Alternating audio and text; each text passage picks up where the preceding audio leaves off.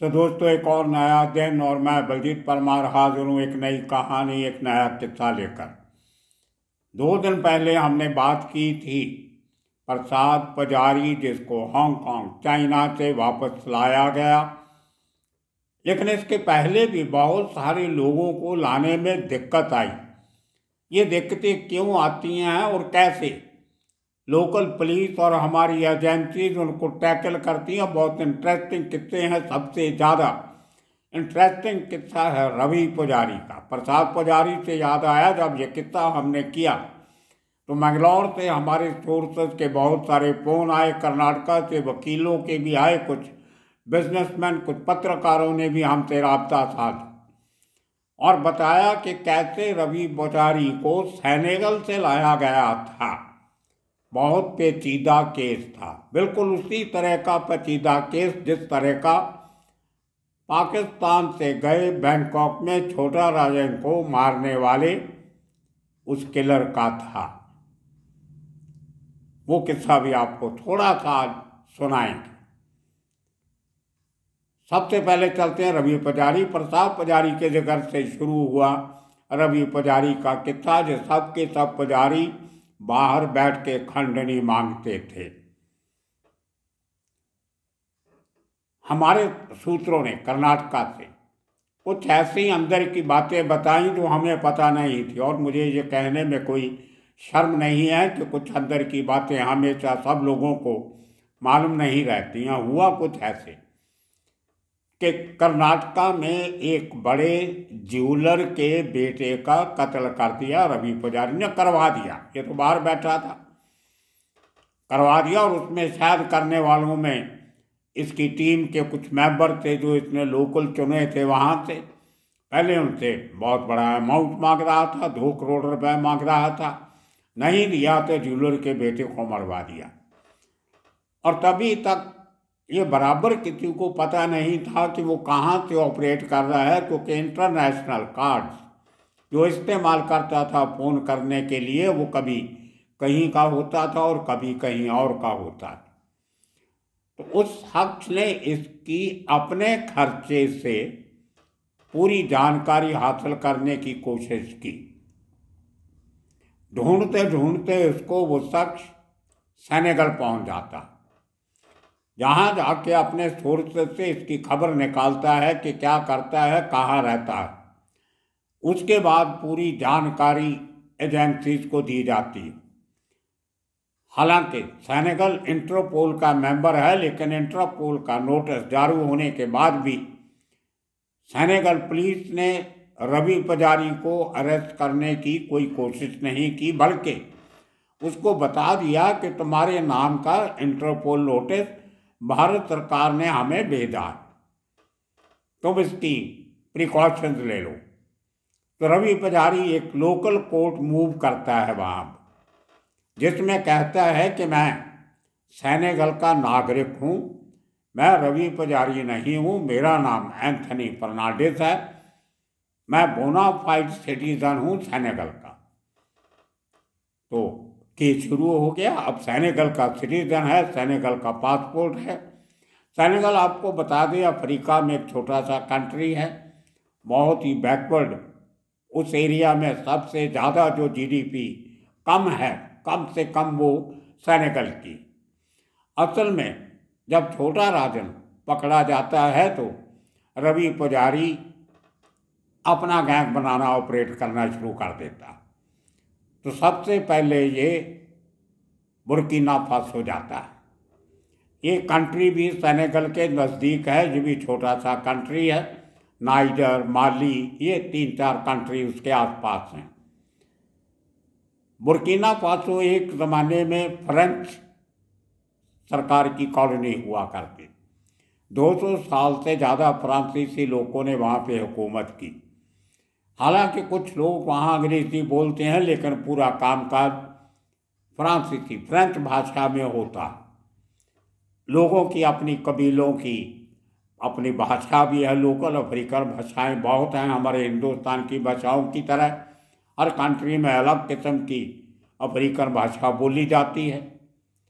तो इस आदमी ने पहले भाग के बुर्किना फासो में पनाह ली और वहाँ का नेशनल बन गए। अब ये कंट्री क्योंकि नज़दीक है, फ्रेंच कॉलोनी थी। सेनेगल भी पहले फ्रांसीसियों के अंडर था, जैसे भारत हमारा 1947 तक अंग्रेज़ों के अंडर था, उसी तरह ये दोनों देश फ्रांस के अंडर थे, कॉलोनी थी फ्रांस। तो जब 1960 में आज़ादी मिलती है सेनेगल को, तो वो अपना इंडिपेंडेंट कंट्री चलाते हैं। उनका एक नया डिक्टेटर आता है जिसको 2 साल के बाद निकाल दिया जाता है, फिर दूसरा आता है उसको 2-3 साल में निकाल दिया जाता है। तो इतनी पॉलिटिकल इंस्टेबिलिटी।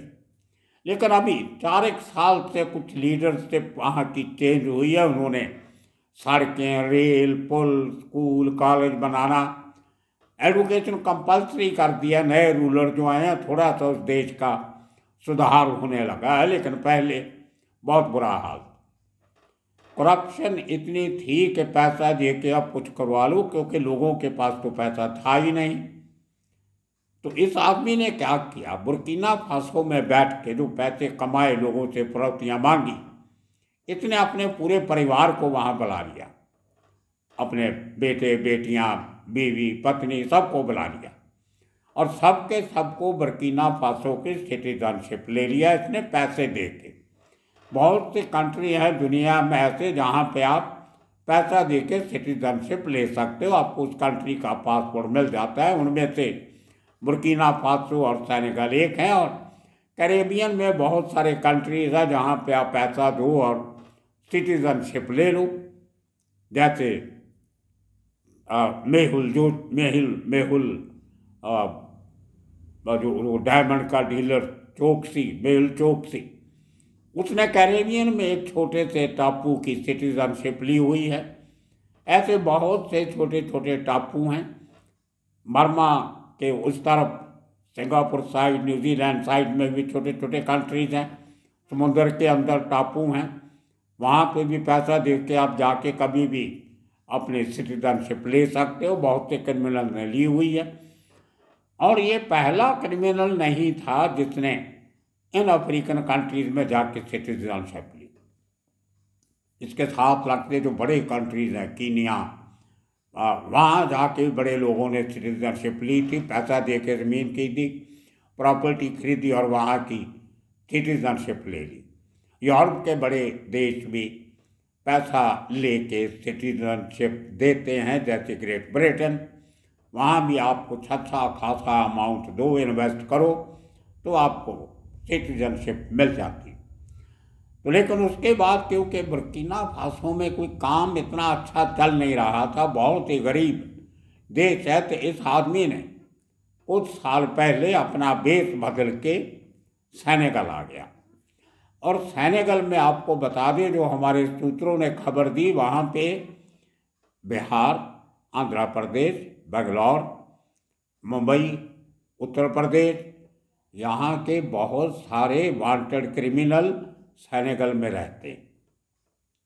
इनका अपना एक सर्कल है, सिटीजनशिप खरीद लेते हैं, वहीं पे अपना घर बार बना के रहना शुरू कर देते हैं। क्योंकि इंटरपोल नोटिस जो इनके खिलाफ निकला होता है, वो भारत के नेशनल्स के तौर पे निकला होता है, एज सिटीजन ऑफ इंडिया।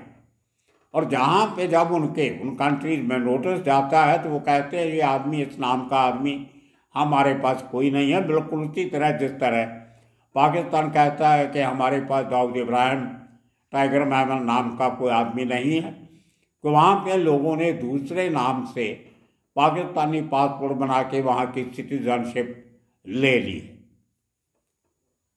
ये पुराना एक तरीका है क्रिमिनल्स का, कानून से बचने के लिए कानूनी तरकीब लड़ाते हैं।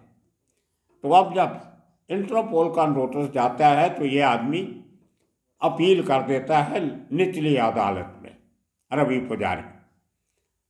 तो बिल्कुल उसी तरह जिस तरह मुन्ना झगड़ा बैंकॉक में अपील करता है कि मैं भारत का नहीं रहने वाला हूँ, मैं तो पाकिस्तान का बाशिंदा हूँ, और पाकिस्तान ने अपना वकील खड़ा कर दिया कि ये तो पाकिस्तानी है, ये तो इंडियन है ही नहीं, ये इसका पासपोर्ट नंबर है, ये इसके पास सिटीजनशिप पाकिस्तान की है।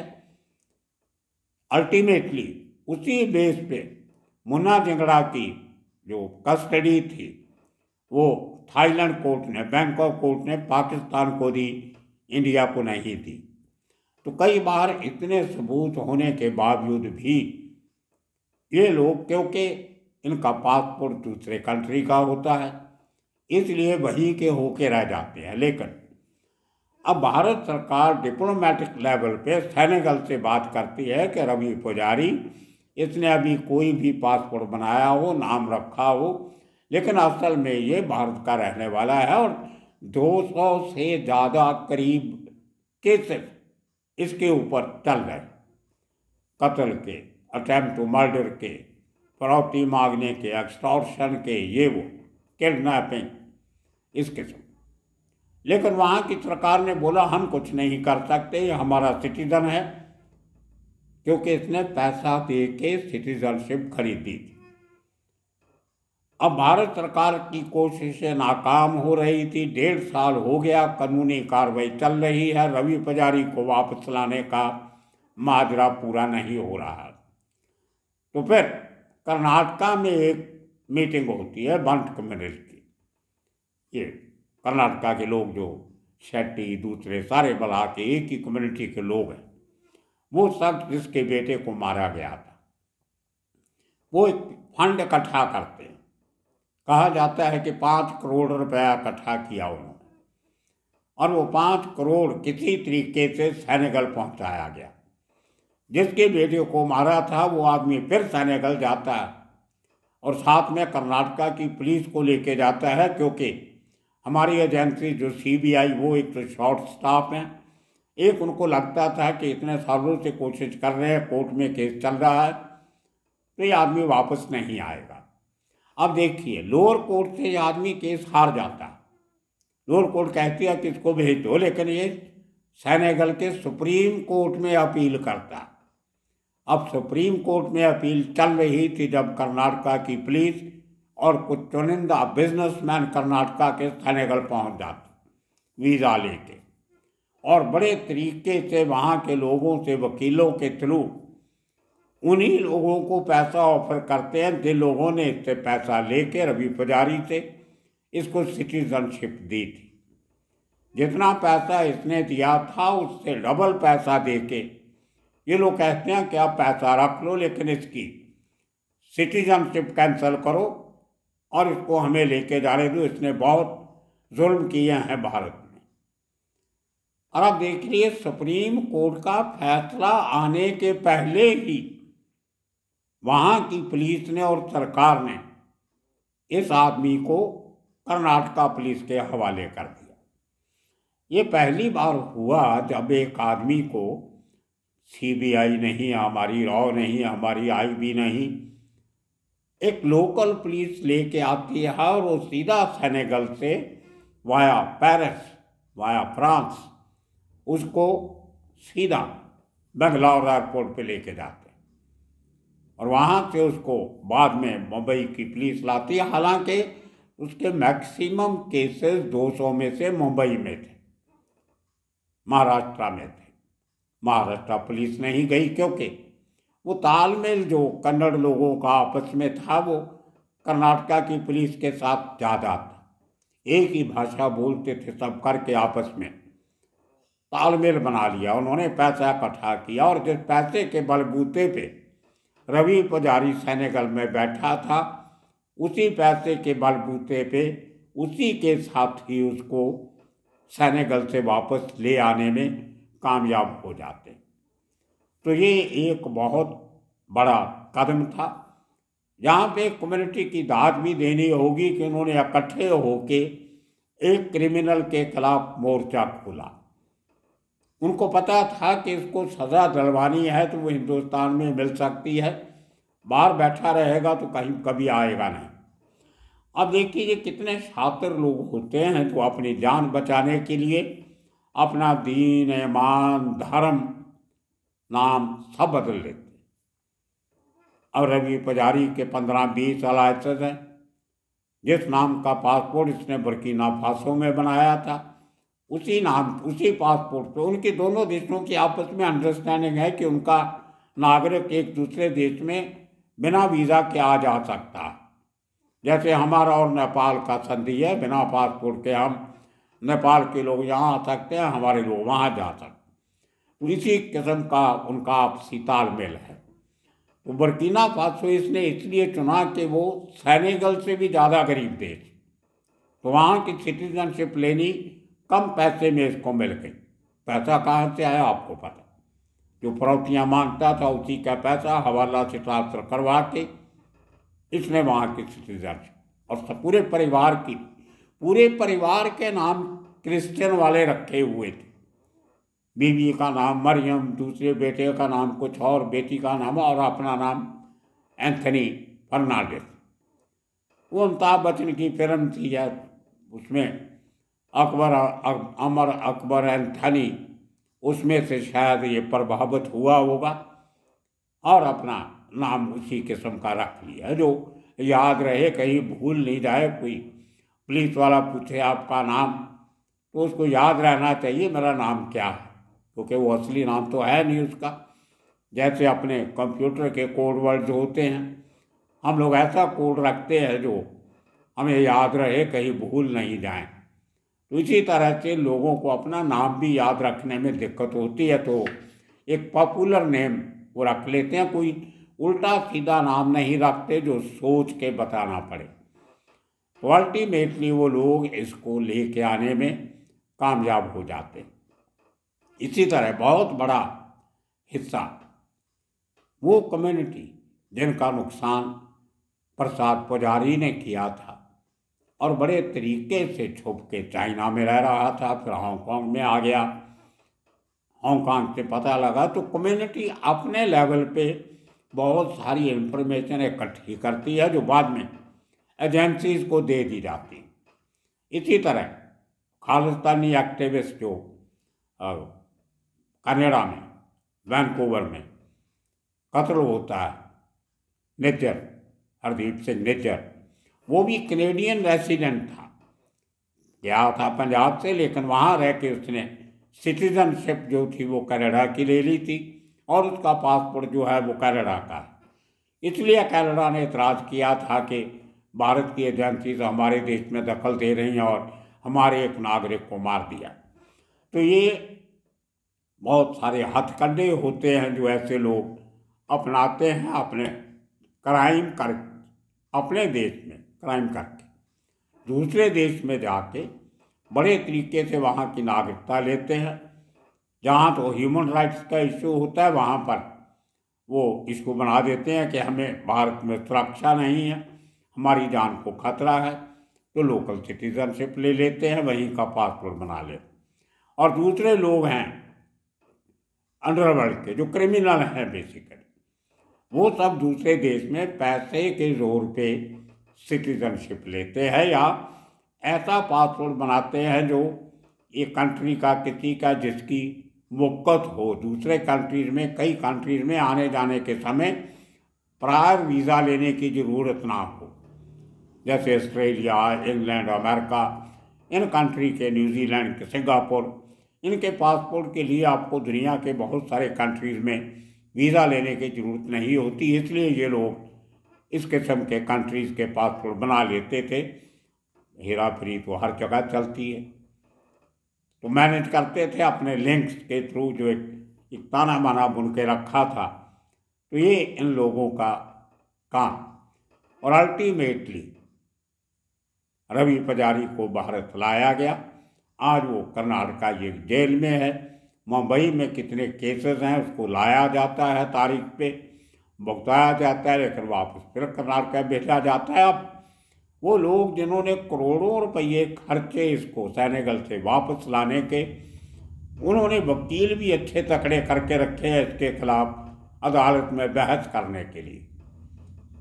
उनका एक ही है कि इसको जिंदा नहीं रहना चाहिए या उम्र कैद, इसको ऐसे ही हो के बाहर नहीं निकले, सारी उम्र सलाखों के पीछे रहे। तो दोस्तों ये किस्से कहानियाँ अंडरवर्ल्ड के, बहुत दूर की सोचते हैं ये लोग। बहुत से लोग हैं जो देश के साथ फ्रॉड करके भागे, आज तक वापस नहीं आए। या बड़े क्राइम करके ब्लास्ट जैसे गए, उनको वापस नहीं लाया जा सका, क्योंकि इसी तरह की लीगल मजबूरियां सरकार के सामने आती हैं। वो सरकार भले कांग्रेस की हो या बीजेपी की हो या किसी और की हो। और इंटरपोल जो है उसके हाथ बहुत बंधे होते हैं। लेकिन सेनेगल इंटरपोल का मेंबर 1961 में बन गया था, 1960 में आज़ाद होने के बाद। लेकिन आज तक एक भी आदमी उन्होंने इंटरपोल के हवाले नहीं किया। गुजरात के कुछ लोग वहाँ पे रह रहे हैं, उत्तर प्रदेश के रह रहे हैं, बिहार के रह रहे हैं, जो वांटेड हैं, उनको लिखा भी गया है, लेकिन वो बॉदर नहीं करते क्योंकि वो लोग अब उनके सिटीजन हैं। तो दोस्तों, ये कहानियाँ अंडरवर्ल्ड से निकल के आती हैं, आपके साथ शेयर कर देते हैं। आने वाले दिनों में इसी किस्म के किस्से कहानियाँ लेके फिर हाजिर होंगे। तब तक के लिए आप सबका बहुत बहुत शुक्रिया, धन्यवाद।